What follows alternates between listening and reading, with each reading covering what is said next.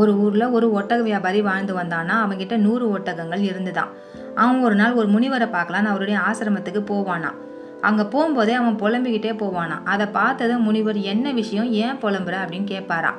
ஒன்றா இருந்தா சாமி பிரச்சனை, வீட்டில் வெளியில் தெருவில் வேலைக்கு போகிற இடத்துல அப்படின்னு எங்கே பார்த்தாலும் பிரச்சனை. அதனால் என்னால் தூங்க முடியல, சரியாக சாப்பிட கூட முடியல. இதுக்கு ஏதாவது ஒரு தீர்வு சொல்லு சாமி அப்படின்னு சொல்வானாம்.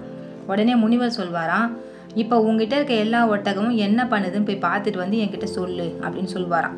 அவனும் போய் பார்த்துட்டு திரும்பி வந்து, அந்த 100 ஒட்டகம் இப்போதைக்கு நின்றுட்டு இருக்கு சாமி அப்படின்னு சொல்வானாம். சரி, ரொம்ப நல்லது. அங்கே இருக்க பத்தியா குடிசை, அந்த குடிசையில் உன்னுடைய ஒட்டகம் கூட இன்னைக்கு இரவு தங்கிக்கோ.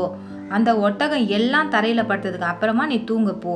மறுநாள் என்னை வந்து பாரு, உன்னுடைய பிரச்சனைக்கு நான் தீர்வு சொல்கிறேன் அப்படின்னு சொல்வாராம். அவனும் அதே மாதிரி சரின்னு சொல்லிட்டு போயிடுவானாம். மறுநாள் வரும்போது மிகவும் சோர்ந்து போய் கண்ணில் தூக்கமே இல்லாமல் திரும்பி வருவானாம். முனிவரும் அவனை பார்த்து என்ன ஆயிற்று அப்படின்னு கேட்பாராம். அதற்கு அவன், அதை ஏன் சாமி கேட்குறீங்க, இரவு முழுதும் நான் தூங்கவே இல்லை ஏன்னு மறுபடியும் இவர் கேட்பாராம். சில ஒட்டகங்கள் தரையில் தானாகவே படுத்துக்கிறாங்க, சில ஒட்டகங்களை நான் மெனக்கெட்டு படுக்க வச்சேன். ஆனாலும் எல்லா ஒட்டகங்களையும் என்னால் படுக்க வைக்க முடியல. ஏனென்றால் சிலது படுத்தா சிலது எழுந்துக்குதுங்க. நீங்கள் தானே சொன்னீங்க எல்லா ஒட்டகங்களும் தரையில் படுத்ததுமா நீ போய் தூங்கு அப்படின்னு. அதனால் என்னால் தூங்கவே முடியல அப்படின்னு சொல்வானாம். முனிவர் சிரித்தபடியே, இதுதான் வாழ்க்கை. நமது வாழ்க்கையில் வர பிரச்சனைகளை முடிப்பதுன்றது ஒட்டகங்களை எல்லாத்தையும் தரையில் படுக்க வைக்கிறது போல தான். சில பிரச்சனைகள் தானாகவே முடிஞ்சிடும், சில பிரச்சனைகளை நாம் தான் தீக்கணும். சில பிரச்சனைங்க முடிஞ்சாலும் புதுசாக வேறு பிரச்சனைங்க வரும்.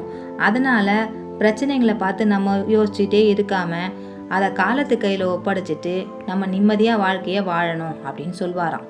அவனும் சரின்னு சொல்லிட்டு கிளம்பிடுவானாம்.